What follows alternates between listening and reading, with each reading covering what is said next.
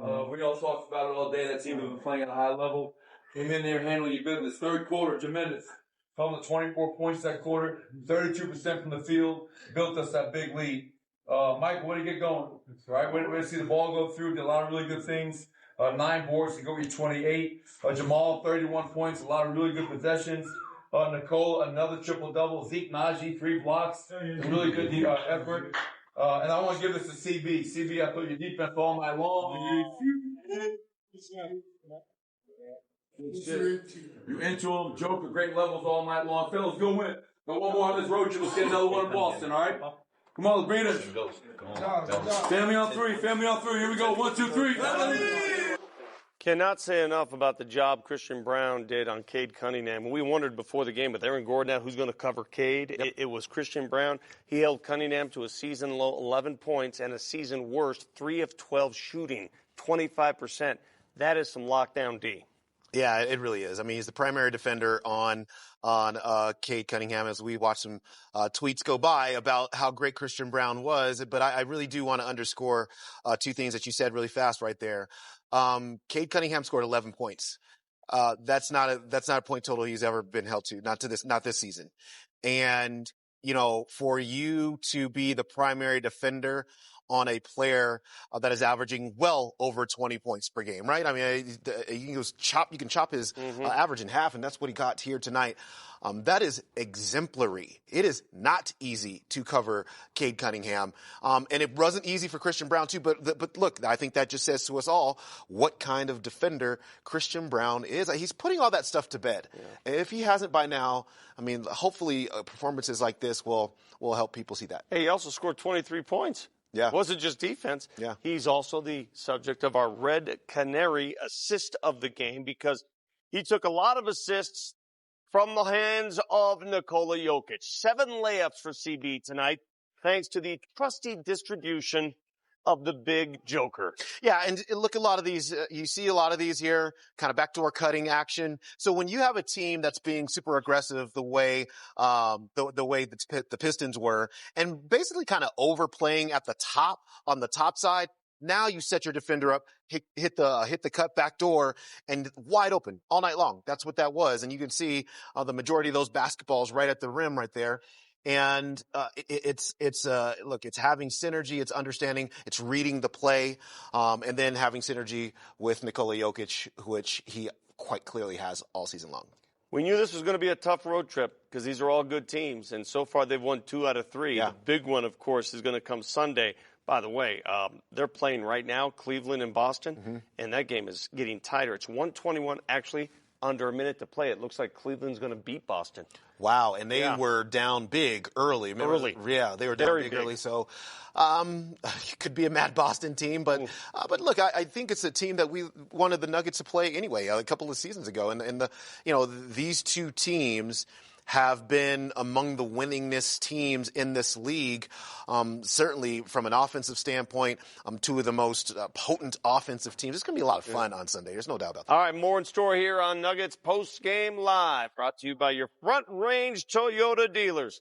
More dimes to CB. Keep finding the man. He'll keep finding the bucket.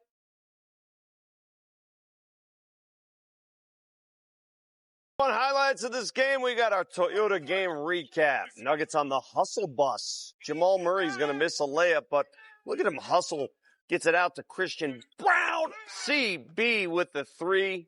He found it early and often. A little later, good to have you back, Mike. There's Junior. There's that stroke. Yeah, he's back in a big way after, a tough night last night. Doesn't matter. 24 hours later, 6 more 3-pointers. Nuggets on an 18-0 run, and they're not done yet. Jamal guarded by Malik Beasley, his former buddy. Yeah, all that strength right there. You should have flexed on him. Nuggets are up by 18 at one point. Back come the Pistons. They're going to find Beasley in the corner pocket. He'll nail the 3, but watch what happens to Joker. Okay. All right, you want to do that? I sold a little bit of it, but you want to dance? We'll dance. We can dance too. Pistons wouldn't go away. They're a pesky bunch. What a move by Asar Thompson. Yeah. The Thompson twins having... That was a band in the 80s, by the way. Do you remember the Thompson twins? I do remember them, yeah. Yeah. They should do a poster. Anybody else have a poster of the Thompson twins with the current NBA players? Anyway. They should, though. MPJ finishes there, and the Nuggets are up by 5 at the half. Third quarter. Can we get more of this, please? You mentioned Jamal Murray in the third. Step back in your teeth. Yeah, that's just a sick move right there in terms of you drive a guy down and you pull that back and knock in that three. And they try to get physical with Joker, but he don't play that. You don't play, he'll give it right back to you. See, this is what I'm talking about, physicality. You're not more physical than Nikola Jokic. He's going to play right through that because he's stronger than you. All right, so the Nuggets are in a zone now, and Mr. Brown delivers again. Watch this finish. Open court. Who's better? That's a 17-0 Nuggets run. Broke the game open in the third quarter. They're dominating now. I got to show you this highlight from Detroit only because it's a pretty cool dunk. Yeah, Cade had that dunk. He did. One of his 3 makes on the night. Doesn't matter because the Nuggets are up by 20 after 3 and the game was essentially over. We go to the fourth quarter. Just to finish this thing, we'll give you another flurry from Murray. He led all scorers tonight, and the Nuggets win big in Motown. Isn't that funny how Joker remembers all the handshakes? The handshake, yeah. Yeah. And also, it shows you what Malik Beasley meant to his teammates. You know, they still love him. He's having a great season for Detroit. He's going to get all kinds of paid in the off season.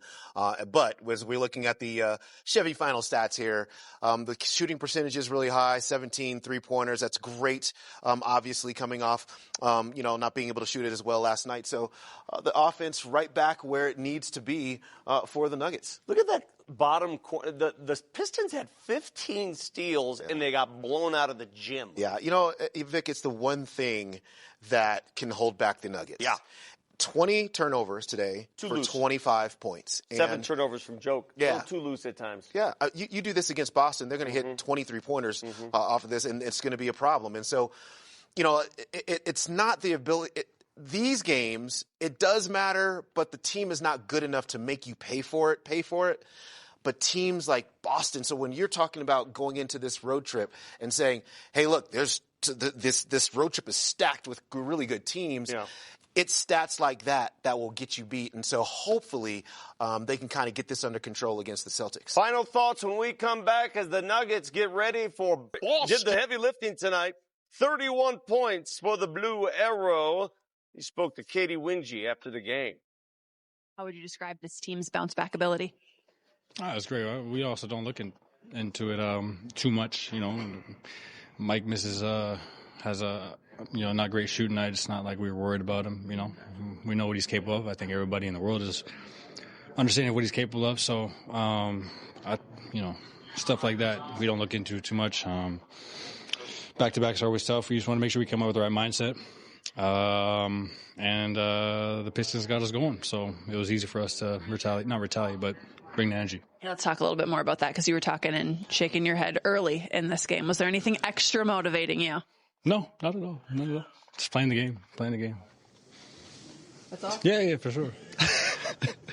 Well, you've had a really good month of February. I'm curious how close you feel like you are to playing your best basketball or the basketball you want to be playing come postseason. Not even close. What do you want to see improved? Everything. Since you want him to talk, what's been most impressive to you about Zeke recently? His readiness and his focus when his number is called.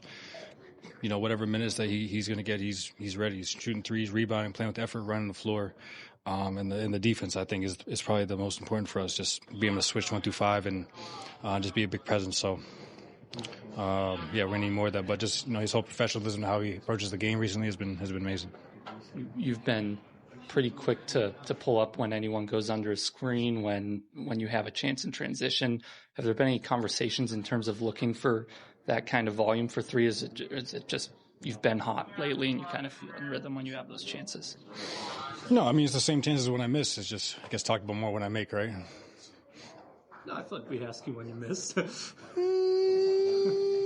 Yeah, thank you. Yeah, so the ball just goes in and they're going under, or I have some space on the screen. I'm just letting it fly. There's no thought to it.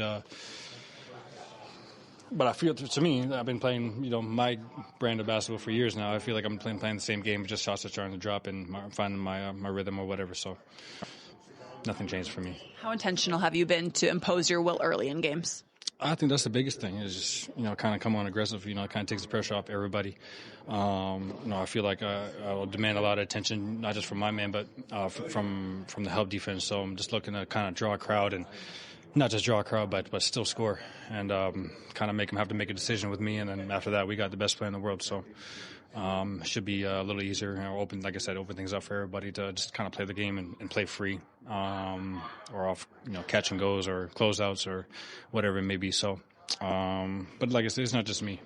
I might have a good start or whatever, but CB might came in aggressive, and it's really the defense that kind of sets the tone for us. So if we can continue to play defense early in the game, I think that's the most important for this group going forward.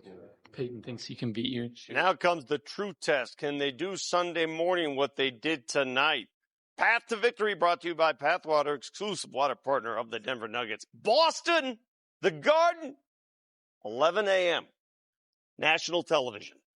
Yeah, it's a major game right there, man. The Celtics, obviously on the short list of teams to get to the NBA Finals. They are the defending champions. How can you take them lightly? But when you look at that schedule and you have the Celtics and you have the Sacramento Kings, who they've popped in some pretty good games, and then on the backside of that, you have the Double Thunder. Two of them in OKC. Again, toughest schedule this month in the NBA. I mean, there's no letting up. And no. I think it's good for the Nuggets because guess what? Those are the same teams that make the playoffs. Yeah, that's what you're going to see in the postseason, so deal with it right now. And they dealt with it tonight. The Nuggets take care of business. They go to Detroit, and they snap the Pistons' longest win streak in 20 years. They actually had a sellout. I know Chris Dempsey was beside himself. He saw fans in the stands in Detroit, and he's like, are you sure this game's in Detroit? Yeah, it was in Detroit. And they tried to wrestle the Nuggets. Didn't work. Nuggets win big, 134-119. We will talk to you next week. Enjoy the game Sunday on ABC. And congrats, Scott Hastings.